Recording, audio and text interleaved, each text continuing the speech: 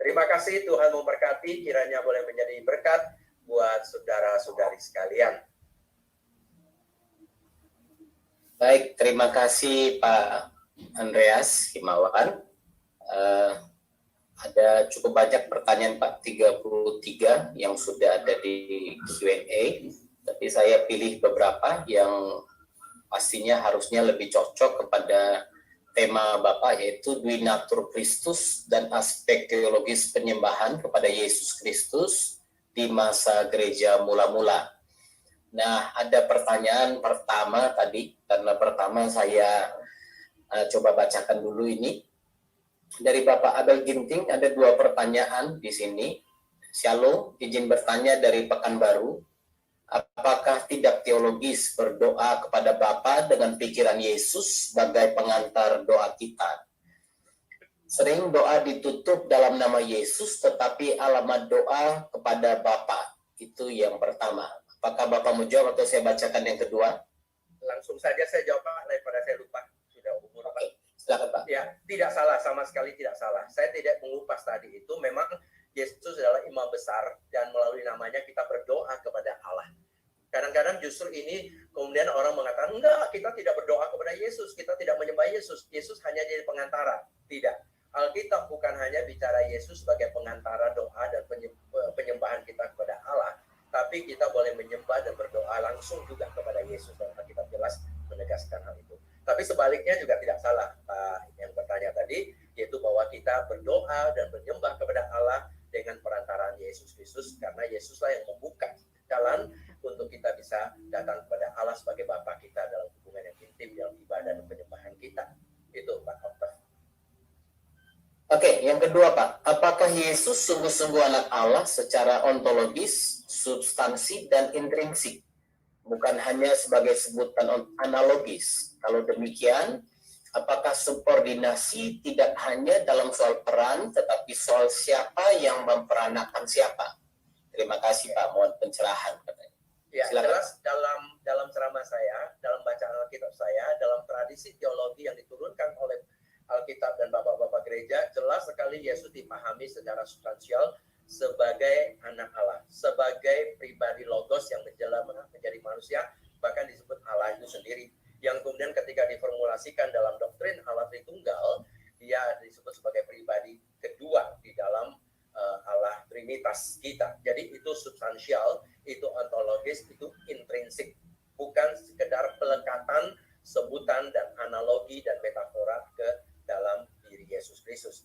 Maka tadi saya menunjukkan, banyak orang berpikiran kalau itu sekedar metafora dan analogi, tapi celakanya adalah ketika hal itu terjadi, bukan hanya lagi soal penafsiran Alkitab, tapi bagaimana bahwa dia mampu bisa menyelamatkan kita dan memberikan jalan keselamatan, dan bagaimana mungkin kita boleh menyembah dia. Gitu. Dan kalau kemudian dikaitkan dengan doktrin Allah Tritunggal, ya memang ini perlu lagi ada sesi khusus. Saya setuju dengan Pak Sefri, kita bikin lagi, kita Pak Andreas, Pak Irwan untuk mengkoordinasikan hal itu. Nah, saudara, memang ada perdebatan teologis soal subordinasionisme, tetapi kita percaya Bapa, Anak, Roh Kudus di dalam kekekalannya itu adalah setara dalam otoritas, dalam kuasa. Jadi tidak ada yang namanya subordinasi yang seperti demikian. Tapi ini akan panjang lebar lagi kalau kita ingin membicarakan mengenai hal ini, ya, mengenai subordinasi seperti ini. Namun memang di dalam, kalau kita tahu di dalam namanya economic of salvation, ketika Allah melakukan karya penyelamatan, Bapa mengutus Anak untuk melakukan pekerjaan hal ini. Orang sering sebut sebagai subordinasi fungsional dalam hal itu, tapi bukan ontologis, bukan di dalam being-nya, bukan di dalam kekekalannya. Namun hal itu mungkin membutuhkan waktu yang panjang lebar lagi untuk mengupasnya.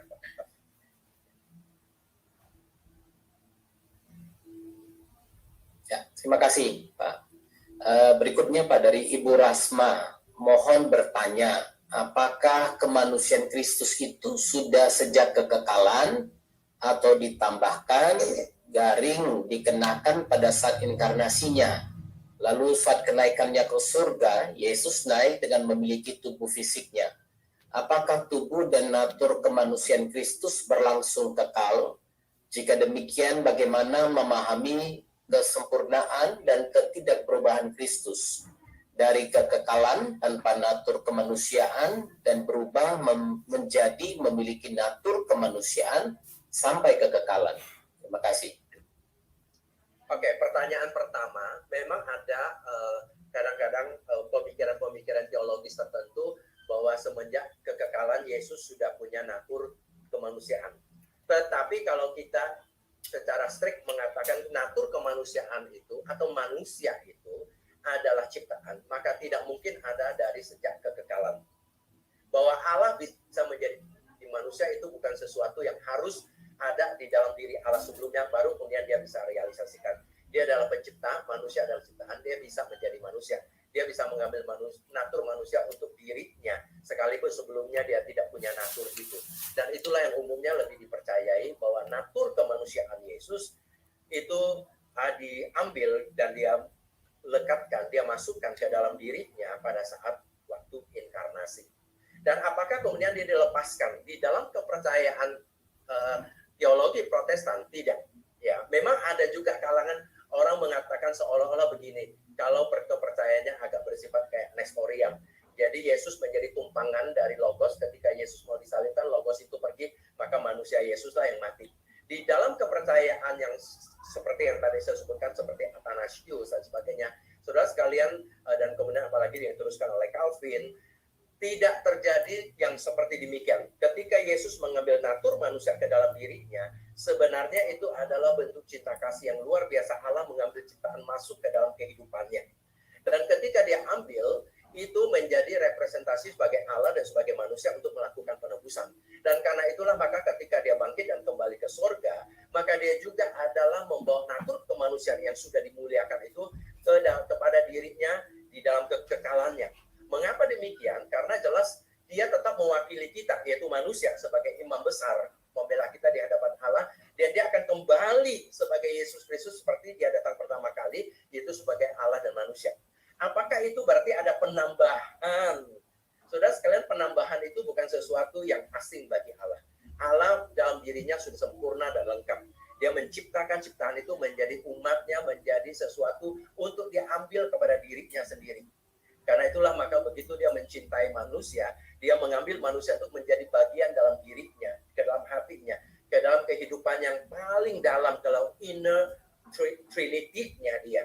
Jadi kalau kita mengatakan itu adalah ada penambahan kepada Allah, saudara, sebenarnya Allah yang kekal, Allah yang sempurna, tidak perlu ditambahkan apa-apa lagi sehingga menjadi lebih kekal, lebih sempurna, enggak, tentu tidak. Jadi istilah penambahan itu mungkin kalau kita anggap secara kuantitatif itu kurang tepat.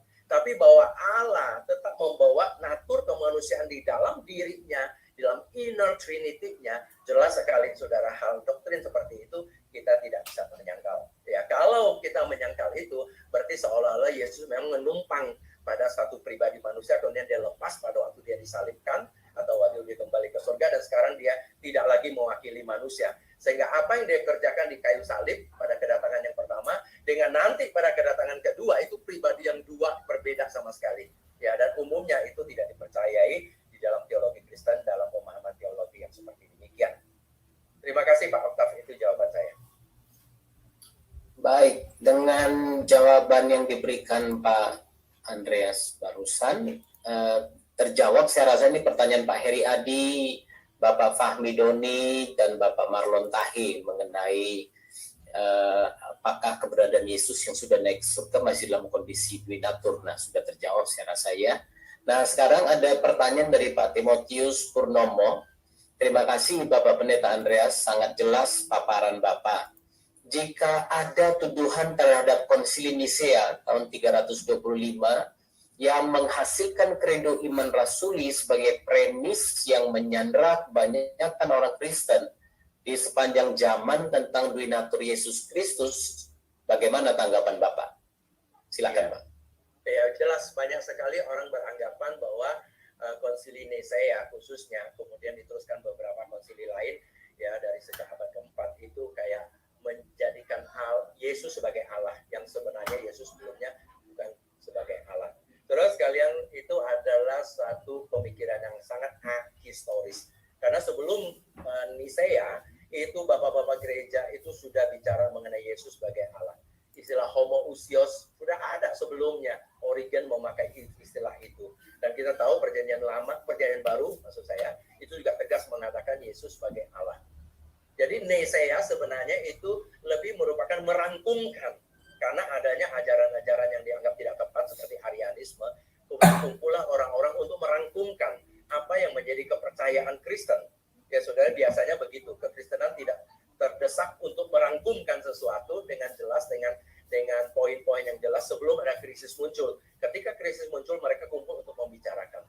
Saudara sekalian, kalau Yesus bukan Allah dari semenjak awal, baru di abad keempat dia ditabiskan sebagai Allah, saudara, kita berpikir untuk apa sih gereja mula-mula menyembah Yesus sampai kemudian berkorban, dibunuh, dibully, disiksa, dianiaya, mereka mempertaruhkan nyawanya di penjara, bahkan betul-betul mereka juga disalib. Kalau mereka tahu itu bukan Allah, baru ayat abad keempat Yesus jadi Allah. Sebelumnya Yesus bukan Allah dan mereka tahu persis itu bukan Allah. Untuk apa mereka mengorbankan seluruh hidup mereka, nyawa mereka untuk menyembah Yesus, untuk mengabarkan Injil Yesus Kristus bahwa Yesus adalah juru selamat yang datang, Allah yang datang menjadi manusia dan sebagainya, dan kemudian mati untuk itu. Saudara sekalian, jelas mereka bukan orang-orang bodoh. Tapi kalau mereka mau melakukan itu, menyembah Yesus, mengabarkan Yesus, rela mati martir untuk Yesus, pasti karena memang mereka percaya seperti yang disaksikan oleh Alkitab, PB, oleh bapak-bapak gereja sebelum abad keempat pun mereka percayakan hal itu. Memang baru abad keempat mulailah ada perumusan-perumusan. Ya. Tapi saudara jangan lupa, dari abad-abad pertama itu sudah ada pengakuan-pengakuan iman yang sangat awal yang kemudian membentuk pengakuan iman rasuli yang memperlihatkan bagaimana kepercayaan Kristen itu selalu bersifat trinitaris. Percaya kepada Allah Bapa, percaya kepada Yesus Kristus, percaya kepada Roh Kudus. Itu. Ya saudara sekalian, itu kita percaya bukan bentukan di abad keempat, tapi semenjak awal gereja pengakuan-pengakuan itu sudah ada. Khususnya kalau kita lihat di dalam tadi Filipi pasal yang kedua misalnya. Itu jelas sekali pengakuan yang sangat tegas di awal gereja kepercayaan Yesus sebagai Allah. Oke, Pak Oktav. Kalau ada hal-hal yang terlewat, terima kasih Pak. Ada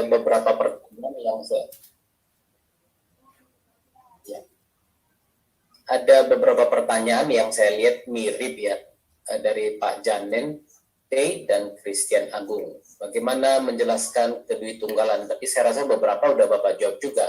Cuma saya bacakan aja biar mungkin lebih Bapak-bapak ini bisa senang melihatnya ya. Bagaimana menjelaskan kedua-tunggalan Yesus Kristus sebagai ilahi sekaligus manusiawi dalam peristiwa salib kalau disebut yang mati hanya kemanusiaan Kristus. Apakah keilahian Yesus diambil sementara ketika Yesus di kayu salib, lalu dikembalikan saat kebangkitannya, sebab katanya hanya kemanusiaan yang bisa mati? Terima kasih. Yang Pak Christian juga mirip, izin bertanya mengenai duinatur Yesus Kristus. Kita tahu bahwa kemanusiaan dan keilahian Yesus tidak bisa dipisahkan. Pertanyaannya adalah apakah berarti Yesus yang mati di kayu salib adalah keilahian? Silakan Pak. Oke. Atau sudah terjawab tadi, nggak usah dijawab lagi, gimana? Iya, sebenarnya betul tadi sudah dijawab ya. Tapi mungkin hanya saya koreksi, lebih baik jangan menggunakan istilah dwi tunggal, Pak. Kalau mau dwi natur atau dua natur, dua hakikat, dua zat oleh. Kalau dwi tunggal itu kesannya memang dua orang. Jadi dalam diri Yesus bukan dua orang, bukan dua pribadi, tapi satu diri, satu pribadi dengan dua natur. Jadi lebih baik pakai istilah dua natur. Selebihnya mungkin tadi saya sudah. Terima kasih. Jawab, pertanyaan ya. Dari Denny Francisco. Sudah banyak. Hanya sedikit tadi, hanya agar bisa dijelaskan tentang duit tunggal dan duit natur tadi. Dari Denny Francisco Simajuntak. Shalom Pak Pendeta Andreas. Bagaimana melawan paham adopsianisme? Apalagi pemahaman itu dicetuskan oleh seseorang yang seharusnya sebagai pemimpin jemaat dalam pengenalan Kristus yang benar. Apa solusinya, Pak? Silakan, Pak. Ya, Pak, wacana teologis memang harus dilawan dengan wacana teologis. Secara spiritual tentu ya kita harus banyak berdoa, begitu ya. Tapi wacana teologis tentu dilawan dengan wacana teologis. Dan saya percaya, saudara, sebenarnya pemikiran seperti ini yang adopsionis itu seperti yang tadi saya sebutkan dari awal gereja sudah ada. Kemudian banyak diadopsi atau mereka yang tidak percaya kepada doktrin Allah Tritunggal, maka akan sampai kepada pemikiran yang seperti ini. Apakah model-modelnya kayak Arianisme yang mengatakan Yesus sebagai ciptaan yang istimewa dan yang pertama, atau adopsionisme yang mengatakan Yesus ciptaan manusia biasa yang diadopsi oleh Allah sebagai anak. Bagaimana kita bisa melawan pandangan seperti ini? Kembali kepada Alkitab, kembali kepada ajaran yang sejati, khotbahkan itu, ajarkan itu, kuatkan iman anak-anak kita, iman mahasiswa-mahasiswi kita, minta mereka khotbahkan, ajarkan iman yang sesungguhnya, bahwa Yesus Kristus itu adalah Logos yang menjadi manusia, bahwa Yesus Kristus adalah anak Allah, bahkan Allah itu sendiri. Tidak ada cara lain kecuali kita melebarkan wacana-wacana kebenaran dan kebaikan. Bagaimana menghilangkan kejahatan? Yaitu dengan cara memperluas, memaksimalkan kebaikan. Bagaimana menihilkan ketidakbenaran? Dengan cara memaksimalkan, membesarkan dan memaksimalkan kebenaran. Tidak ada cara lain saya kira. Jadi tugas kita mengajarkan, mengkhotbahkan, menuliskan, mewacanakan mengenai ajaran-ajaran yang benar. Tanpa perlu emosi, tanpa perlu caci maki, tapi kita perlihatkan di ajaran kita. Tanamkan kepada anak-anak kita, kepada jemaat kita, kepada murid-murid kita, kepada mahasiswa-mahasiswi kita.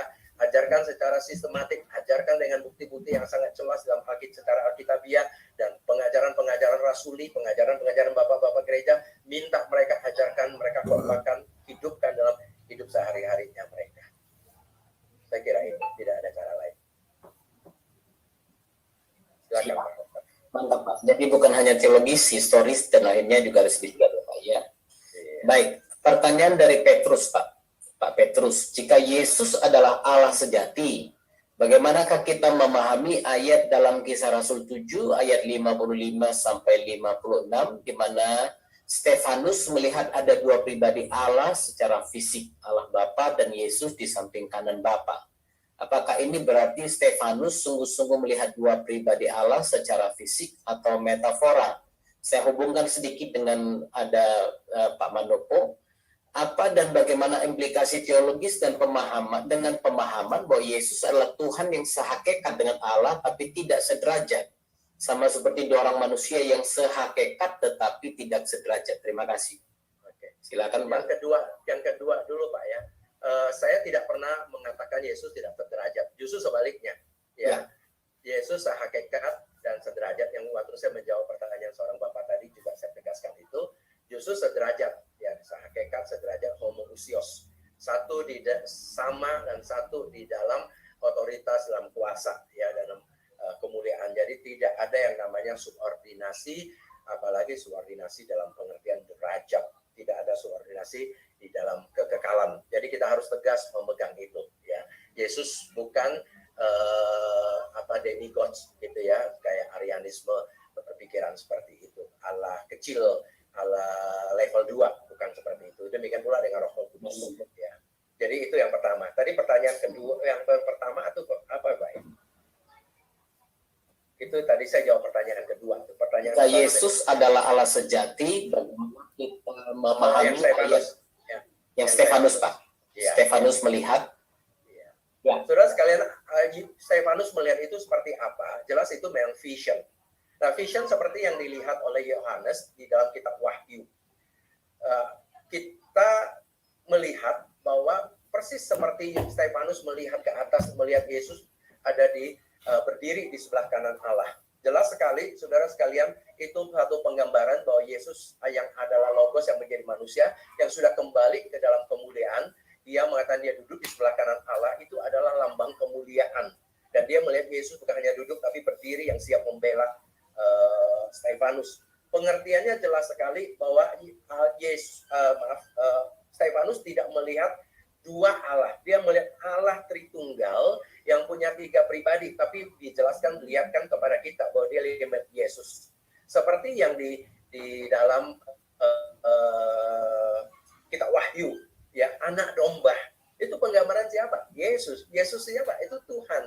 Siapa dia? Dia adalah Allah, pribadi kedua, Allah Tritunggal. Jadi sebenarnya tidak ada yang salah di dalam hal penglihatan seperti itu. Ya, bukan dua Allah dalam pengertian kayak politeisme, tetapi itu adalah Allah Tritunggal yang terdiri dari 3 diri atau 3 pribadi, Bapa, Anak, dan Roh Kudus.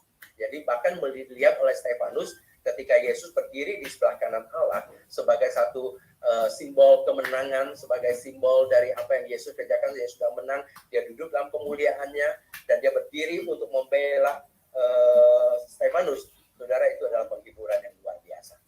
Ya, maka dia dapat dengan tenang mengatakan, Yesus, terimalah nyawaku. Ya, oke, Pak Oktav itu. Baik Pak, dari HW, halo Pak Andreas, tolong dijelaskan apa yang bersatu secara hipostatis dalam diri Tuhan Yesus. Apakah pribadi, hakikat, roh, atau jiwa? Apakah keputusan-keputusan Tuhan Yesus hanya dipengaruhi oleh satu pribadi keilahiannya saja? Ya, ya, menarik. Istilah kesatuan hipostasis, sebenarnya hipostasis itu punya pengertian person atau pribadi. Jadi pribadi Yesus, yaitu yang inti personalitasnya itu adalah Logos, dia mengambil natur manusia atau hakikat manusia. Sehingga antara hakikat manusia dengan hakikat ilahi itu tidak bercampur aduk, sehingga menjadi zat yang ketiga, begitu ya, tidak bercampur aduk menjadi zat yang ketiga. Kesatuan hipostasis itu artinya kesatuan natur kita itu dengan diri Yesus, dengan Logos, dengan pribadi Yesus yang inti personalitasnya adalah Yesus. Bukan bersatu dengan hakikat keilahian Yesus sehingga bercampur aduk. Jadi dalam pengertian itu, kesatuan hipostasis itu mau menggambarkan antara hakikat Yesus sebagai manusia dan sebagai yang ilahi itu tidak bercampur aduk. Jadi maka penggambarannya, Yesus itu bukan seperti kopi yang dicampur susu, begitu. Sehingga kemudian menghasilkan minuman ketiga, yaitu kopi susu, begitu. Yang tidak lagi bisa dibedakan antara mana yang kopi dan mana yang susu. Kira-kira seperti itu. Itu penggambaran pertama. Namun sebaliknya ada juga penggambaran untuk mengatakan kalau begitu berarti Yesus terpisah dong, begitu. Ya, dia terpisah. Terpisahnya seperti apa, begitu ya? Kayak antara minyak dan air. Wah, ini dua kompartemen. Nah, saudara, semenjak awal gereja sudah ditegaskan hakikat Yesus sebagai Allah dan sebagai manusia yang bersatu di dalam diri Yesus sebagai Logos itu bukan seperti minyak dan air, juga bukan seperti kopi dan susu. Kalau minyak dan air kemudian terbentuklah dua kompartemen, sehingga seolah-olah malah terdiri dari dua diri. Ini ilahinya, ini manusianya. Tapi juga bukan bercampur aduk sehingga menghasilkan zat ketiga. Enggak jelas ilahi, enggak jelas manusiawinya. Maka di dalam konsili Chalcedon, dihasilkanlah rumusan Chalcedon ingin mengatakan bahwa diri Yesus Kristus terdiri dari dua natur, yaitu natur ilahi dan natur insani, yang tidak terpilah, yang tidak terpisah, yang tidak bercampur, dan yang tidak berubah. Sebenarnya itu adalah rumusan Chalcedon yang paling ortodoks yang dipegang sampai sekarang. Itu yang disebut dengan Kristologi Chalcedonian, yang mengakui Yesus satu diri dengan dua hakikat. Dua hakikat itu tidak berkompartemen di dalam dirinya seolah-olah itu minyak dan air, dan juga tidak bercampur seperti kopi dan susu sehingga menghasilkan zat ketiga. Maka disebut tidak terpisah dan tidak terpilah, tidak bercampur dan berubah. Itu yang kita pahami dari diri Yesus Kristus yang punya dua hakikat itu.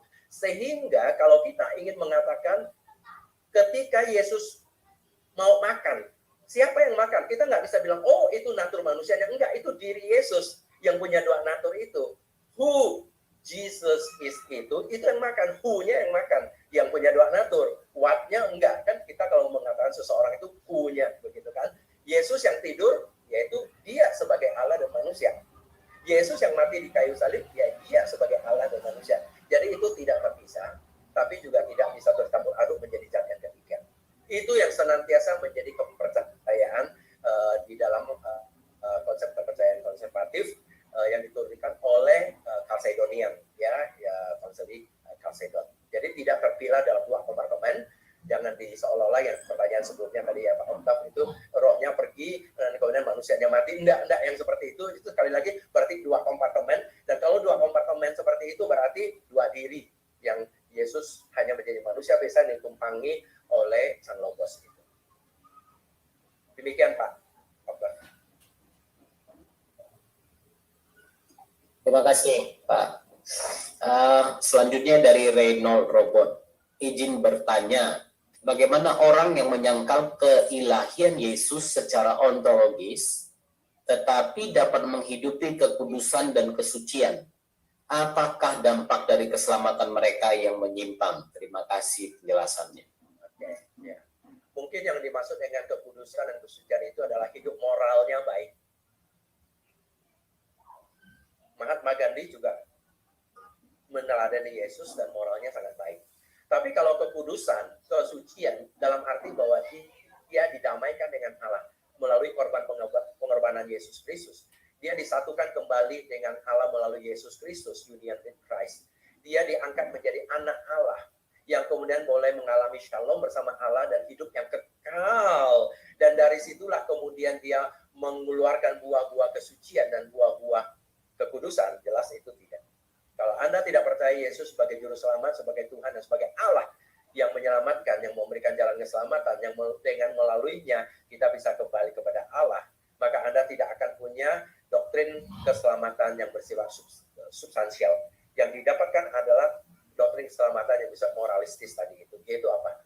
Kita hidup baik-baik, jadikan Yesus sebagai teladan, berani membela kebenaran, bahkan berani mati untuk kebenaran. Atau kita mempunyai pandangan yang sangat universalistik tentang keselamatan. Allah mencintai semua orang. Dan karena itulah dia ingin merangkul semua orang datang kepada kita. Kira-kira seperti kisah Natal di cerita-cerita Hollywood. Itu masanya berkumpul, gathering, karena Allah mencintai kita. Nah, tidak ada pengorbanan. Mengapa itu bisa terjadi? Biasanya karena mereka tidak menganggap serius doktrin dosa. Mereka tidak anggap serius bahwa dosa itu memisahkan manusia dari Allah. Tidak menganggap manusia itu mati di dalam keberdosaannya. Yang perlu untuk dihidupkan kembali, perlu ditebus, perlu dibeli dengan darah yang mahal, yaitu darah anak domba.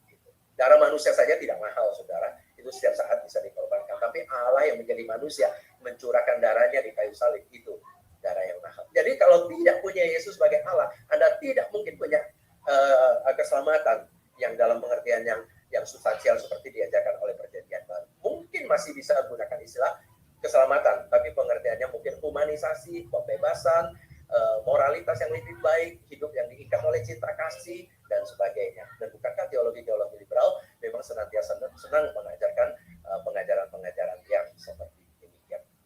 Terima kasih untuk pertanyaan yang sangat bagus. Silakan Pak Oktav. Ada beberapa pertanyaan Pak yang agak mirip-mirip Pak Andreas tentang Tritunggal. Yang pertama dari Pak Liman Handoko, Pak Gideon Dohona. Bolehkah orang membaptis dalam nama Tritunggal yaitu Yesus Kristus? Lalu cara kita berdoa kepada Allah Tritunggal, apakah kita berdoa dengan menunjuk kepada berdasarkan fungsi masing-masing pribadi dari Allah Tritunggal? Ya. Mungkin itu dulu, atau yang saya lanjut aja satu lagi Pak ya. Bagaimana memahami bisakah Yesus memiliki pengetahuan yang terbatas sebagai manusia, sementara pada saat yang sama dia juga memiliki pengetahuan yang tak terbatas sebagai Tuhan dalam pertumbuhannya dari bayi sampai menjadi dewasa. Ini dari Erik. 3 ini dulu mungkin Pak. Oke, saya pasti akan lupa nih rasanya Pak. Tapi saya jawab yang pertama, saya ingat membaptis dalam nama Allah Tritunggal. Justru itu betul. Justru itu yang harus dilakukan begitu ya. Setelah diajarkan dengan tepat untuk kita bahwa Allah kita namanya adalah Bapa, Anak, dan Roh Kudus, dan di dalam nama Bapa, Anak, Roh Kudus itulah kita membaptis. Ya, jadi sebaiknya memang formula itu yang kita pakai dalam nama Bapa, Anak, dan Roh Kudus. Karena bukankah itu yang diajarkan, dan doa berkat juga seperti yang diajarkan di dalam 2 Korintus 13:13 ya. Bapa, Anak, dan Roh Kudus. Jadi saya kira itu tepat. Tadi pertanyaan kedua, berdoa apa ya Pak Oktav? Berdoa merujuk kepada masing-masing pribadi begitu ya. Sebentar Pak. Kalau kita berdoa kepada Allah Tritunggal, apakah kita berdoa dengan menunjuk kepada berdasarkan fungsi masing-masing pribadi dari Allah Tritunggal? Iya. Saudara, berdoa itu adalah hubungan intim kita dengan Allah ya. Tentu kita berteologi, tapi ketika sedang bicara dengan Allah ya enggak kita sedang berteologi dengan Allah tentu saja begitu kan ya. Ini adalah hubungan intim kita dengan dengan siapa? Dengan Bapa. Tentu didasarkan oleh pemikiran-pemikiran teologis yang benar, tapi ketika kita berhubungan dengan Allah, itu adalah hubungan yang sangat personal, sangat private, sangat intim. Jadi kepada siapa kita berbicara? Jelas kepada Allah kita, yaitu Bapa, Anak, dan Roh Kudus. Itu jelas. Kita datang kepada Allah. Kita sebut dia adalah Allah kita. Allah. Nah, saudara sekalian, di dalam pemahaman doktrinal yang benar, memang kita datang kepada Allah. Allah itu siapa? Bapa, Anak, dan Roh Kudus. Namun bagaimana kita bisa datang kepada Allah itu? Kita bisa datang kepada Allah karena jalan yang sudah dibuka oleh Yesus Kristus, Sang Anak. Maka kenapa kita selalu nyebut dalam nama Yesus Kristus? Sebenarnya itu bukan hanya formula doa, tapi itu kita ingin mengatakan, saya bisa datang kepada Allah sebagai Bapa saya, dan saya sebagai anak itu karena jalan yang dibuka oleh Yesus Kristus. Saya tidak datang dengan nama saya, nama pendeta saya, atau nama siapapun, tapi hanya nama Yesus yang sudah buka jalan. Maka kita selalu mengklaim nama Yesus, otoritas Yesus, manfaat perbuatan Yesus untuk kita. Itulah yang kita pakai untuk datang kepada dia. Begitu. Nah, saudara sekalian, memang di dalam ajaran perjanjian baru itu biasanya sangat tegas seperti begini. Kita berdoa, kita menyembah, itu ujungnya adalah untuk kemuliaan Bapa yang di sorga. Jadi Yesus menyelamatkan kita. Melalui Yesus kita dibawa kepada Bapa. Bagaimana kita bisa datang dari Yesus? Oleh karena kerjaan Roh Kudus. Jadi kesaksian, dorongan dari Roh Kudus membawa kita untuk menemukan Yesus. Ketika kita menemukan Yesus, kita dibawa kepada Bapa. Jadi senantiasa ujungnya itu adalah Bapa. Maka tadi Filipi pasal yang kedua dikatakan semua lutut akan bertepuk, setiap lidah akan mengaku Yesus adalah Tuhan untuk kemuliaan Allah.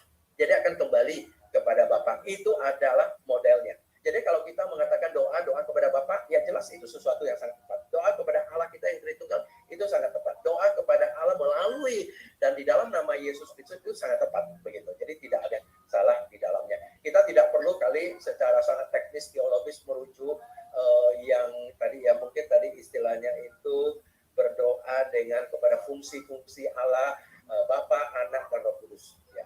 Tapi memang kita tahu kita bisa datang kepada Allah Tritunggal itu karena jalan yang sudah dibuka oleh Yesus Kristus. Saya tidak datang dengan jasa dan kebaikan saya, tapi dengan nama Yesus. Nah, tentu inilah yang selalu harus menjadi pemahaman teologis kita. Kita datang kepada Allah untuk berdoa untuk kepada siapa? Kepada Allah Tritunggal kita itu. Kalau kita mau sebut kepada spesifik kepada siapa? Kepada Allah Bapa itu yang perlu kita tinggikan dan kita muliakan. Karena oleh dorongan Roh Kudus melalui Yesus Kristus kita dibawa kepada Allah Bapa kita. Itu mudah-mudahan karena ya tadi pengetahuan itu yang ketiga pertanyaannya itu apa, Pak? Terima kasih. Ya. Yang pengetahuan terbatas ya balik lagi. Sorry. Pertanyaan ketiga tadi itu soal pengetahuan Yesus dari Erik, bagaimana memahami Yesus memiliki pengetahuan yang terbatas sebagai manusia, sementara pada saat yang sama dia juga memiliki pengetahuan yang tak terbatas sebagai Tuhan dalam masa pertumbuhannya dari bayi sampai menjadi dewasa. Saudara, saya selalu mendapatkan berkat dari ilustrasi yang diberikan oleh Millard Erickson di dalam buku yang dia tulis Christian Doctrine atau Christian Theology kalau nggak salah, yang tebel itu ya, sudah edisi yang ketiga sekarang. Dia inkarnasi Yesus Kristus itu dia gambarkan seperti orang pelari tercepat di dunia yang kemudian ikut perlombaan lari 3 kaki. Saudara tahu ya, lomba lari 3 kaki, kaki kita, misalnya kaki kanan kita diikatkan dengan kaki kiri dari teman kita. Nah, Yesus seperti itu. Jadi lomba 3 kaki, pelari tercepat di dunia ikut lomba lari 3 kaki ketika kakinya diikat kepada pribadi atau orang yang bukan pelari tercepat dunia.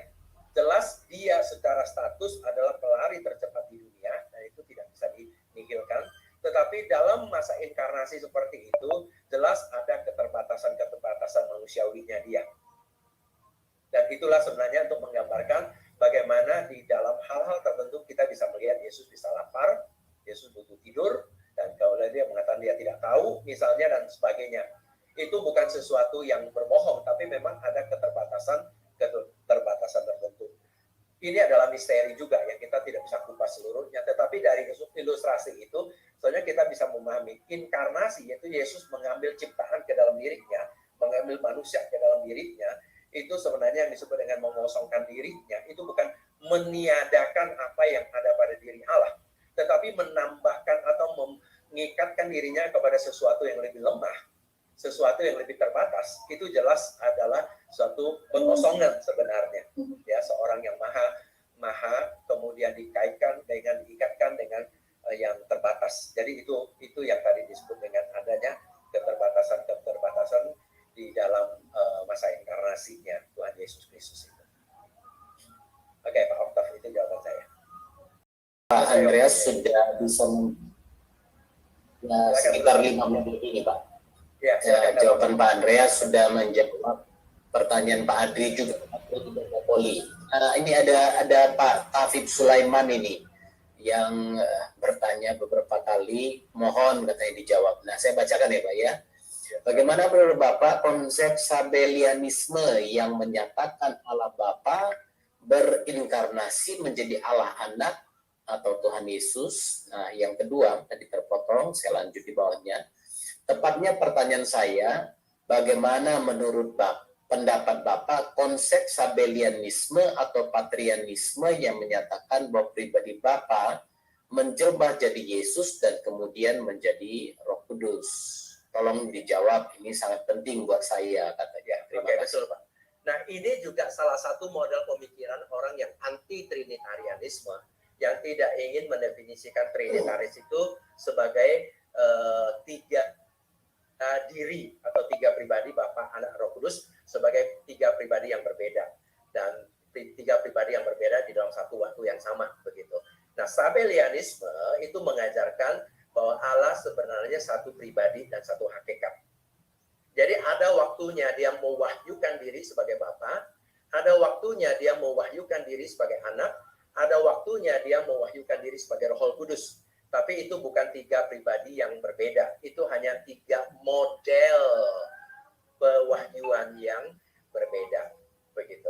Jadi biasanya menggunakan ilustrasi ketika di rumah orang itu adalah ayah, ketika dia di kantor dia manajer, ketika dia di gereja dia majelis gereja.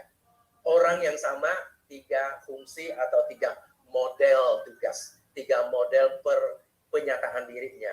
Jadi itu sebenarnya model Sabellianisme. Nah, mengapa disebut patripasianisme?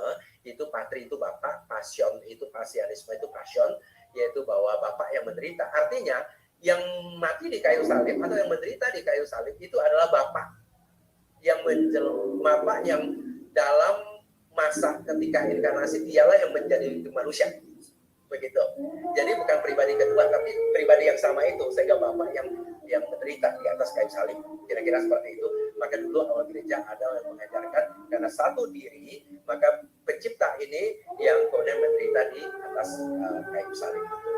Jadi bukan dua pribadi yang berbeda, bukan tiga pribadi yang berbeda, tapi satu pribadi yang sama yang menyatakan diri sebagai sebagai mode diri yang berbeda-beda satu dengan yang lain. Dan itu tidak dipercayai oleh orang-orang Kristen. Sederhana sekali bagaimana Yesus bisa berbicara kepada Bapa kalau Yesus adalah Bapa itu sendiri misalnya, ya. Jadi makanya tidak bisa diterima. Begitu Pak jawabannya. Ya, Sabellianisme atau patripasianisme. Oke, Pak. Mungkin masuk ini yang hampir yang terakhir ini saya harap. Dari Rian Larope. Shalom, mohon izin minta penjelasan kembali tentang Yesus menjadi pembela kita di hadapan Allah. Apakah pada hari penghakiman ada kehadiran dari dua pribadi sekaligus Bapa dan Anak? Silakan Pak. Ya. Oke. Kalau kita baca di dalam kitab Wahyu itu jelas sekali, begitu ya. Memang kelihatan sekali di tata Allah itu ya ada anak domba, tapi jelas itu kan vision, penggambaran. Sesungguhnya nanti cara kita melihatnya bagaimana, tetapi jelas itu menggambarkan kepada kita. Artinya Yesus tidak pernah meninggalkan kita. Saudara, pengadilan terakhir itu bukan lagi seperti satu pengadilan ada pleidoy dan sebagainya, tapi itu adalah pembacaan vonis. Pembacaan vonis seperti memisahkan domba dari kambing. Domba ke kanan, kambing ke kiri. Mengapa kita bisa, dia bilang, kamu masuklah, turut dalam kebahagiaan Tuhanmu. Karena pada kita dilekatkan nama Tuhan Yesus Kristus yang setia kepada kita, yang tidak pernah meninggalkan kita. Saudara, disitulah sebenarnya dalam arti Yesus memegang kita, membela kita. Saudara, jangan berpikir bahwa keselamatan itu sekali diberikan kepada kita, dan kemudian kita bisa nyimpan baik-baik, deposit baik-baik, dan kemudian kita bisa menjaganya aman-aman, tanpa perlu lagi Yesus, tanpa perlu lagi Roh Kudus. Enggak, saudara. Yesus selalu menjadi imam besar buat kita, yang membela kita, menjaga kita, melindungi kita.